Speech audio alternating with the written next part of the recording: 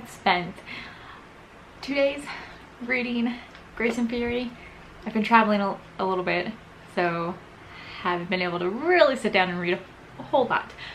But I am just a little bit over halfway through, and I'm really enjoying it so far. Honestly, more than I expected when I picked it up.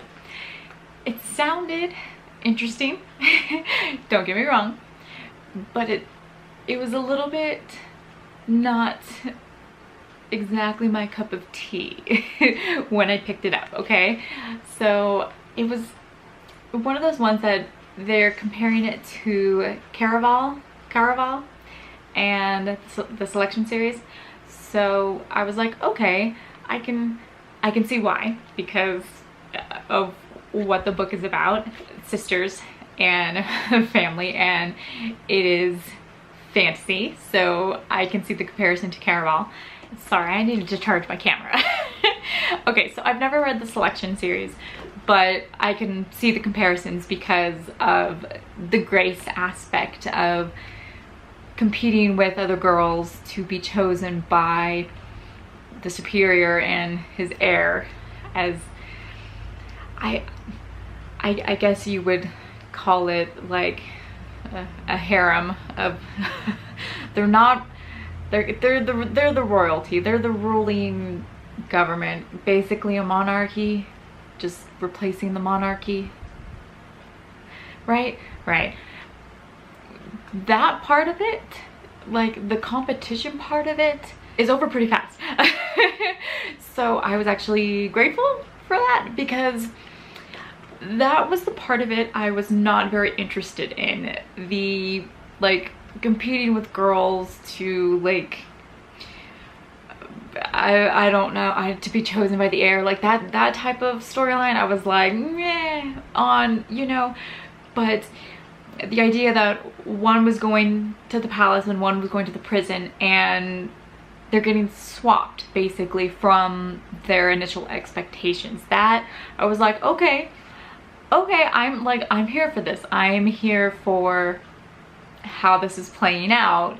The expectations of the one being raised to be a Grace being sent to a prison island, and the one who has expected to be handmaiden is becoming a Grace, and she is just rebellious by nature, and she's not suited to be what all the other Graces are, which is just demure and submissive. And it's just, you know, I like the swap of the situations. I like the way it's being handled. I like that aspect of it. And you know, this is fantasy. I would call this low fantasy because there's no magic, right? I guess that's the only way I can classify this, is just, it's not high fantasy with like magic and adventure. This is just people in this world, and that's who you're invested in, is just the characters and the world. No real fantasy elements outside of this being a made-up world. And I'm actually enjoying that, because the majority of the fantasy I read has magic. So I honestly, this is like a pretty solid read for me so far.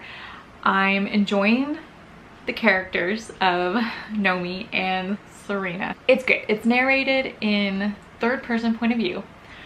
So while I would say there's not an extreme amount of difference between the voices of Nomi and Serena when they're narrating, there's enough that like I'm there for it, right?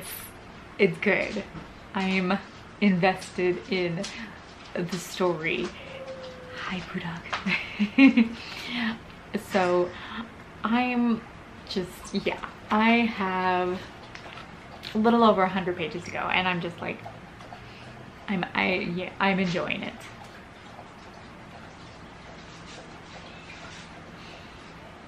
So the writing is descriptive.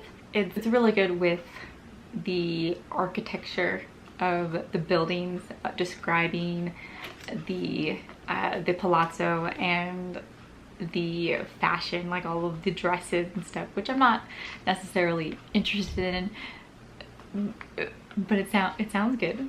It's written really well in that respect. That's something I like, is that it has an Italian setting, an Italian inspired setting, which I don't think I see very often in fantasy books. So it's a city very much that reminds me of like Venice.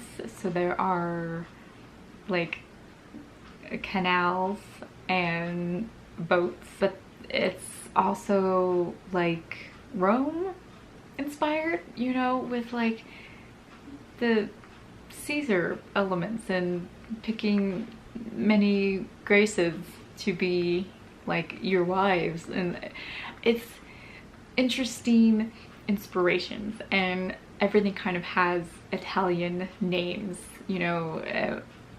Belacqua is I think the capital of Viridia, and it's just I like it. It's just very nice descriptive writing. There's one thing that I marked it because I'm kind of nitpicky, I guess. I don't know, maybe it's just me, but the prison where Serena goes it was once named Isola Rosa, and the volcano erupted and destroyed the entire population on it, so now it's a prison island, and now it's called Mount Ruin. Which, okay, it sounds intimidating, but everything in this book has an Italian sounding name. All of the places, all of the different like cities or countries being named have vaguely Italian or Roman sounding names, and then the volcano erupts and the name gets changed to Mount Ruin. In English, like, wouldn't you maybe call it Mount Ruin in Italian? Like, ostensibly Italian. Isola Rosa becomes Mount Ruin in Italian. Maybe that's just me. Maybe I'm nitpicking. I don't know. That's one thing that just continues to irk me, is that it's called Mount Ruin, and I'm like, everything else has Italian or Italian-ish names. Anyway, yeah, so yeah, okay. Anyway, otherwise, so far the plot is good.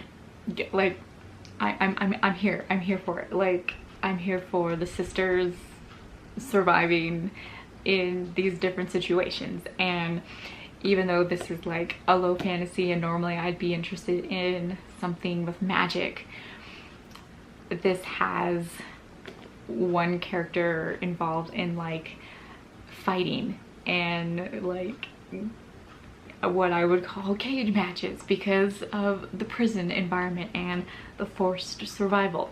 These prisoners are forced to fight for their food rations, for the guards' entertainment, and I'm here for this. I'm living for that whole plot thread. Like, that's, yes, yes, because, you know, that environment is pushing Serena to be a different person, not the Grace that she was brought up to be. And I love it. And meanwhile, Nomi's trying to navigate the palace lifestyle and seeing what she can do to help her sister, or whatever she can do to maybe escape. And I'm just like, I feel you, Nomi. Like, I feel you. But so yes, I'm like, yeah, I have a lot of stuff marked. I'm marking things that I like there are some things that I think are maybe foreshadowing plot lines. I'm not sure. So I've marked those, and there are some things that I'm marking because they're like a little heavy-handed in the metaphors, but it's okay. It's all right. There's this theme of, it's particularly in Nomi's storyline, in that the superior and the heir particularly like to pick women for graces who they want to enjoy breaking them. So they keep using the metaphor of breaking horses. And they said it once, and they kind of, you kind of infer that they mean the women, right? And then they continue to bring it up and bring it up, and I'm like, I got it, like I got it. And then finally they just flat out said, like, he wants to break your spirits like they break horses. And I was like, yeah, haven't we been like reading that this whole time?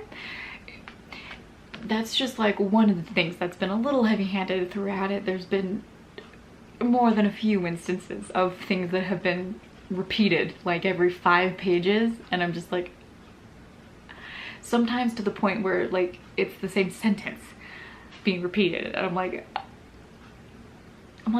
we get it, the reader gets it, like let the reader piece it together, just the reader's smart. The reader gets the horse breaking metaphors without it being explicitly laid out constantly. It's just the fact that it goes between both sisters' point of views, that you'd have it in Nomi's point of view, and then you'd also have it in Serena's point of view, and you'd be getting these same metaphors. And I'm just like,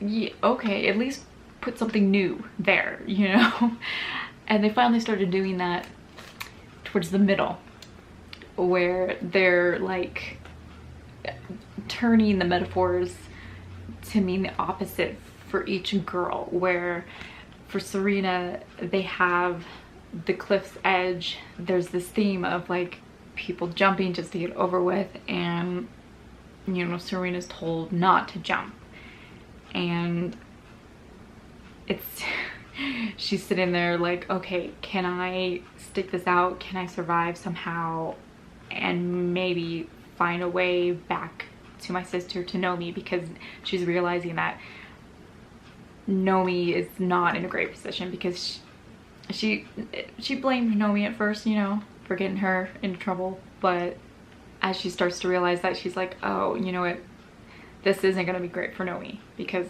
Nomi is not made to be in the palace. Like, she's gonna need help. So she's realizing, she's like, I have to step away from the cliff's edge and just do what I can here. And then the opposite imagery is used for Nomi, where she's like, I need to take a risk even though I'm in the palace. I need to jump over the cliff's edge so that I will be able to reach Serena and help her somehow. And so that kind of started happening near the middle, and I was like, okay, like I appreciate that a little bit more. Like using the imagery to mean opposite things for the sisters because they're in different positions. Like, that's good stuff. I like that. More of that, please. So yes, the characters, I really like them so far. Their voices are distinct enough that you know who the girls are. I think the beginning was a little rough with telling of who the girls were more, but as you really get into the middle, like, you really get more of a sense of their voices and who they are. So I appreciated that. The beginning, a little rough, but you stick with it past a few chapters and it's good. Plot, I'm enjoying it. I'm enjoying the tension going back and forth between the different storylines from the prison and the palace. Both being, you know, kind of these isolated, basically both prison situations, you know, limited senses of freedom and their choices of survival. So it's very obviously like a feminist work, because that's a lot of the theme. Like, this is a world where women have no rights, so that's obviously, this is a big theme for this book. Like, we're there, we get it, like we know that going in. So that's the descriptive writing is good. It's good. A little heavy-handed in some places, but then some places the metaphors are like spot on. So there was one point where when Serena was first being shipped off to the prison island, and I was like, there's only women there, and I was like, is there gonna be a queer storyline? Because that would have been awesome. Have one of the sisters be queer and fall in love with one of the other female prisoners. That would have been awesome. That didn't happen. Instead, it's one of the only nice guards, and they literally say he's the exception, and I was like, of course he is, because he's one of the love interests. Why wouldn't he be? And there's 2 princes in the palace for Nomi, the heir who she belongs to, and the younger brother. The heir is named Malachi and the younger brother is named Asa. Yeah. I'm marking some things that are foreshadowing, because I was like, is this gonna be one of those storylines where the younger brother wants power? Because that, I've never met a storyline with 2 princes or 2 royal siblings yet, where the younger one didn't want to overthrow the older one. So I'm kind of hoping that's not where it goes, because it does say, you know, a traitor walks the halls of the palace, deception lurks in every corner, and I'm just like, I really hope one of the twists is that it's not the younger brother, because, you know, he seems like a nice character, but I'm like, is it too good to be true? Is he everything that Nomi wants? Too much? Like, is he manipulating her? You know, is it too much?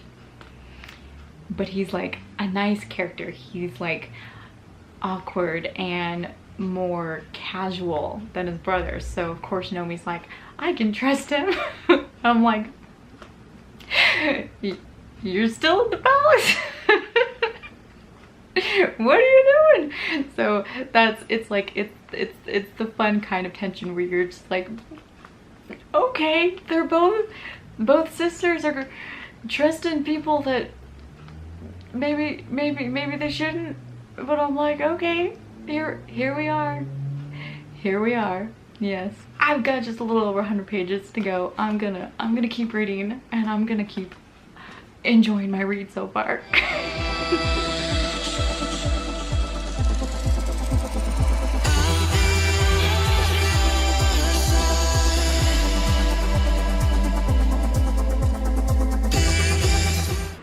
Okay, so guess who found a queer character?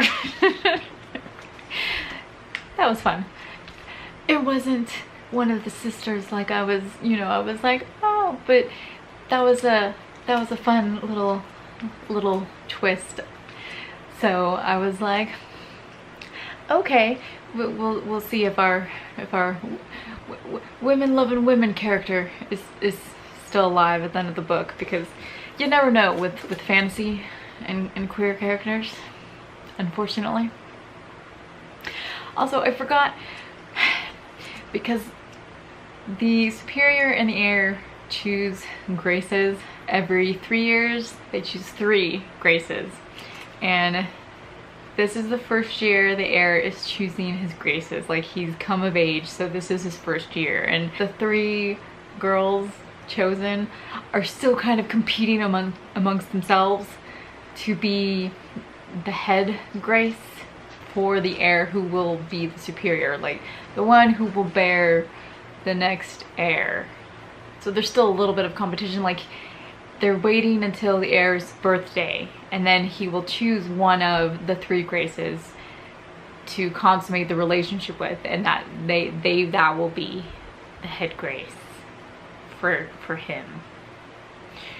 So like, there's like they're getting to know each other. It's, you know, it's like the fantasy version of The Bachelor. That's why it's like the selection. So the competition with lots of girls was over very fast. But the 3 girls, it's a nice twist because there's Nomi and Maris and Cassia. And really, Cassia's the only one who wants to be there. So it's not a whole lot of competition. Although, because this is fantasy and this is young adult, there's love triangles and, you know, Nomi and 2 princes. Like, there's gonna be a love triangle for one of them. Okay, so I said that I liked when the metaphors for the girls are switched up between them. And in the beginning, when the Graces were being led around by the current head Grace, she says, the head Grace says, "As Graces, it is our job to please, but it is also important to lift each other up. We need each other here. You'll see that." An odd undercurrent ran through Inez's words, but Nomi was too overwhelmed to decipher what deeper message, if any, the woman was trying to give. Now, that's a little heavy-handed at the end there, because I was like, yeah? Like, if you're gonna say there's not undercurrent to her words and you're already being like cryptic about it, like, just stick to that. Don't be like, is there a message here? Is there a deeper meaning here? I'm like, this whole book is like feminist leaning. Like, of course there's a message here. So it was interesting that it's first said within the atmosphere of the palace amongst the Graces, and you see that the Graces talk to each other. There's many of them, because every 3 years 3 are chosen. So the superior has been choosing 3 women every 3 years. So there's quite a few Graces in the palace. And these women support each other, because the superior, he's not a great guy. So these Graces, they stick together, like, you know. And you flip over to Serena on the prison island, and the women are basically separated into these girl gangs, which you know, I love my girl gangs in books. So it's like these communities and support systems of women. And Serena keeps saying, like, I was raised to view other women as competition. And, you know, so that's why it was interesting to see the head Grace immediately go, we need each other here. Don't, you know, like, so it's interesting to see the dichotomy of the head Grace going, no, we need each other. Like, I know it's a competition, but like, it's not really a competition. Like, women are all still second class in this world, so we all need to stick together. That's what's going on in this book. That's what the Graces are saying. And so Serena isn't seeing that part in the palace. She's getting a completely different look from the prison environment.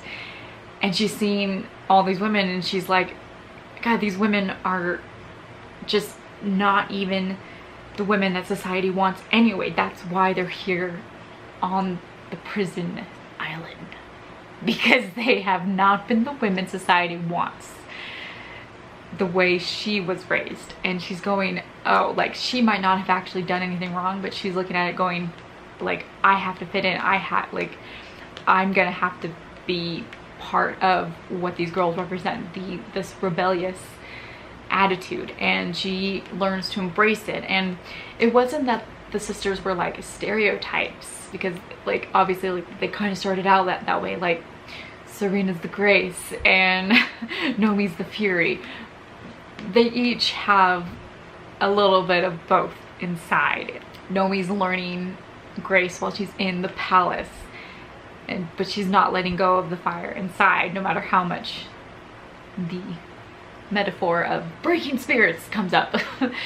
And Serena is learning to embrace the fury that comes up within her, and learning that no, like she's always had some of the fire inside of her that she's always seen within her sister. She's always had that inside of her, and now she's been like voicing it and embracing it, and like I love seeing that, and I love seeing the girls like coming together and supporting each other, and it's just, that's the kind of stuff that I like, you know, like the friendships in the palace and the like family real support system of like sharing food and fighting and dying and killing for each other of the prison system. Like that's some hardcore girl friendships, relationships right there. Like I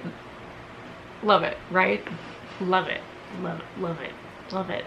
So yeah, I don't know, I'm just like I'm chugging along. It's pretty funny, the pacing of this book has been pretty fast, because even though like the first couple chapters were rough, like I'd say the first 4 were a little rough for some of like the characterization, like, you know, it got going pretty fast, and it had some twists like pretty early on, like twists you kind of know about because of the summary of the book, but like, you know, it got going pretty fast. So for that I will commend it. Like it didn't just sit here and dawdle and try to world build a whole lot. So that I appreciated.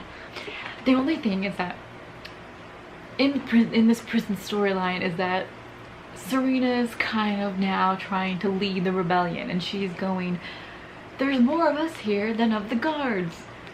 Like, we all need to band together, the different girl gangs. And I'm like, that's one of the things that I'm always like, the main character is like the first, or the first successful rebellious leader. I don't know. It's just, I was like, there they go.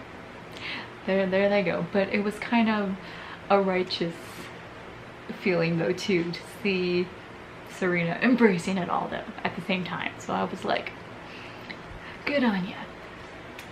Meanwhile, there's some twists happening in Nomi's story, and I'm just like, yes, yes. And you know, Serena's becoming rebellious without letting go of her values. So I don't know, I'm really loving it so far. I've got just a little bit more left. I'm gonna keep reading. Because I feel like we're getting somewhere good.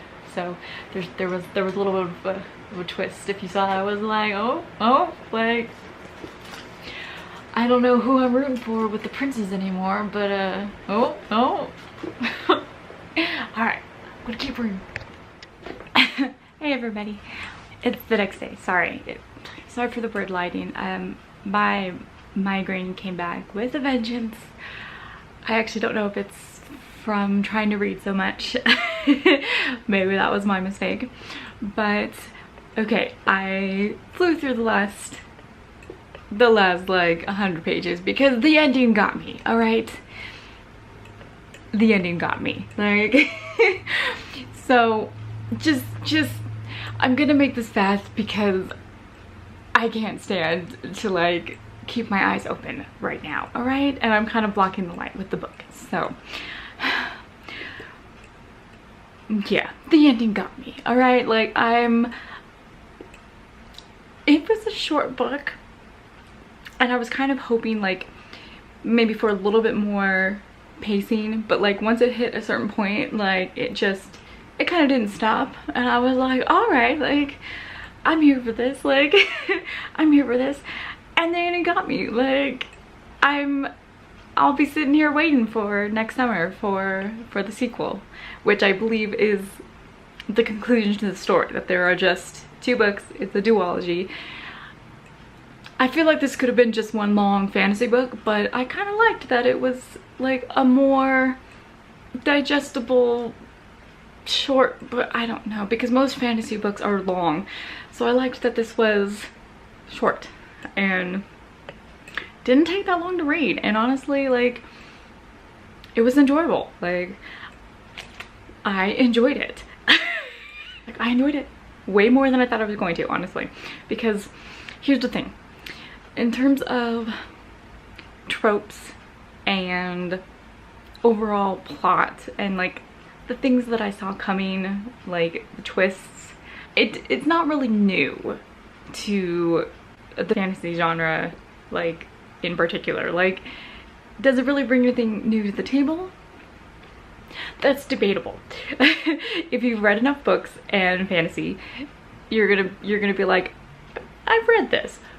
But because it has a very particular feminist leaning, I feel like this book does it better than some other ones I've read. And you know, the two sisters, the main characters, Nomi and Serena, they actually have some character development. As short as this book is, they actually go through some character development. There's development, and they make mistakes, and there are consequences in this world for their actions, and it's just, I was like, yes, like, I'm here for this. Like, by the end of it, I was just, my mom was like, she's like, you kind of complained a lot. And I was like, that was me being nitpicky. Like, this is an arc, you know? I don't know what the final book is gonna look like. Me going like, oh, some of this, the metaphors and stuff were a little heavy-handed. That's me being nitpicky, alright? Like, the overall story and the characters were good. Like, I'm gonna pick up the next book. Like, for sure. I want to know the conclusion. I want to know what's gonna happen. Even though I could probably guess what's gonna happen, I want to know. I want to know what's gonna happen to all the characters. And I liked most of the characters. That was the thing, is that I liked them. I liked them. I enjoyed the story. And I would reread this book. That's the thing, is that when I rate a book, 5 stars is like, this is a really good book. I would reread it and I would recommend it to people. And I feel like this book falls into that category. Now, it is an arc, and I feel like it's not perfect. The tropes and twists are, you know, they're not new and they're predictable, but I like the characters and I liked the world, as like anachronistic as it was, and the setting, and it was interesting. And I feel like it could have gone through like one more editing pass, and I feel like it probably would have, between the arc that I received in May and the book that's coming out next week. So I will be interested to pick up the book and see what the final product looked like, if it's any different than what I read. But overall, the story is really good and I enjoyed it. And the last, like, I don't know, half the book, I was like, I'm here for this ride. Like, it's fast paced for a fantasy. It's good, and it feels modern for fantasy, you know? It felt like a modern read, and I think that made it easier to get into compared to a lot of fantasy. So if you have a hard time reading fantasy, this might be a little bit easier to get into. So I like that aspect of it, and I would recommend it if you want something that has a feminist leaning and has sister and family relationships. It's good, and girl power. Yeah, it just, I liked it. And you know, my own gripes with it have more to do with stuff that happens within the young adult genre anyway. Like, it's just stuff that pops up, and it's just me going, not so much just because of this book. It's more that I'm like, there's the love interest, like, there he is. And it happens to me with every book, not just this book. You know what I mean?